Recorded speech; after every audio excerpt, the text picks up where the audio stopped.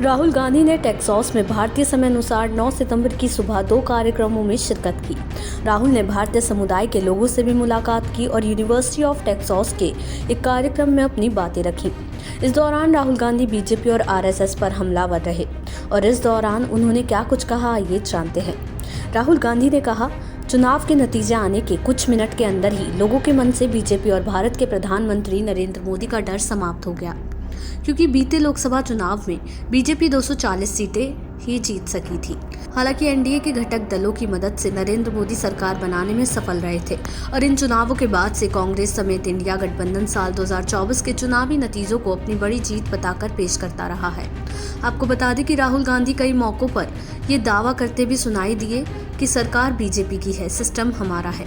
साथ ही आपको ये भी बता दें कि राहुल गांधी वॉशिंगटन डीसी में भी कई कार्यक्रमों में हिस्सा लेंगे।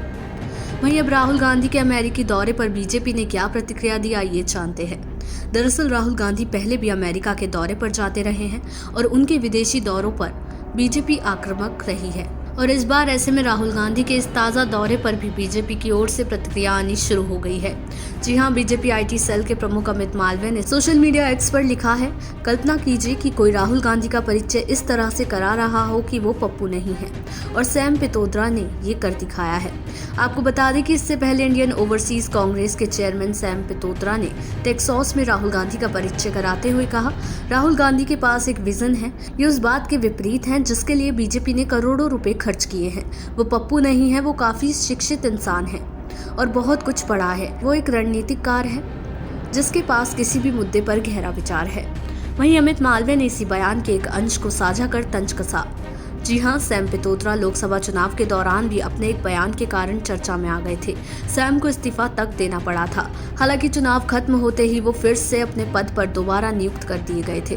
वहीं सैम ने मई 2024 में एक इंटरव्यू के दौरान कहा था कि हम भारत जैसे विविधता से भरे देश को एकजुट रख सकते हैं, जहां पूर्व में रहने वाले लोग चाइनीज जैसे दिखते हैं।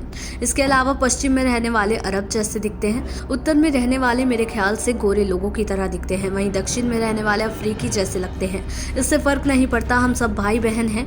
आपको बता दें कि 9 सितंबर यानी आज अमेरिका में हुए कार्यक्रम में राहुल गांधी ने दावा किया कि बीजेपी भारत के संविधान पर हमला कर रही है।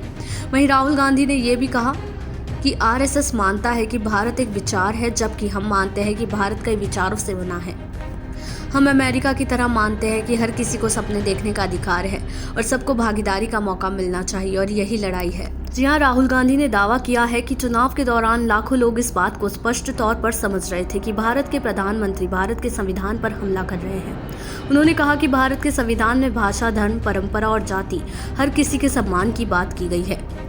उन्होंने कहा कि संविधान आधुनिक भारत की बुनियाद है। चुनाव के दौरान मैंने देखा कि लोग स्पष्ट तौर पर समझ रहे थे कि बीजेपी हमारी परंपरा, भाषा, राज्य और इतिहास पर हमला कर रही है। उन्होंने कहा कि बीते लोकसभा चुनावों में कांग्रेस समेत इंडिया गठबंधन ने संविधान को खतरा होने की बात कही थी और विपक्षी दलों ने चुनावी रैलियों में दावा किया था कि अगर बीजेपी सत्ता में आई तो संविधान को बदल देगी। हालांकि विपक्षी दलों के ऐसे दावों को बीजेपी खारिज करती रही थी। वहीं इंडिया गठबंधन का आरोप था कि बीजेपी संविधान में कमजोर तबकों को दिए गए आरक्षण को खत्म करना चाहती है। वहीं राहुल गांधी ने कहा, बीजेपी का डर समाप्त हो गया है। ये भारत के लोगों की उपलब्धि है जिन्होंने बताया कि हम भारत के संविधान पर किसी हमले को स्वीकार नहीं करेंगे। भारतीय समुदाय से जुड़े इस कार्यक्रम में राहुल गांधी बोले, आप यहाँ मन में घृणा नहीं, सम्मान लेकर आए हैं और आप यहाँ हमारे दूत हैं, इसलिए आपकी एक बहुत बड़ी भूमिका है और भारत को अमेरिका की ज़रूरत है और अमेरिका को भारत की। आप अपने पुराने घर और नए घर अमेरिका के बीच पुल हैं। देश दुनिया की ऐसी ही तमाम खबरों के लिए देखते रहें समय डिजिटल।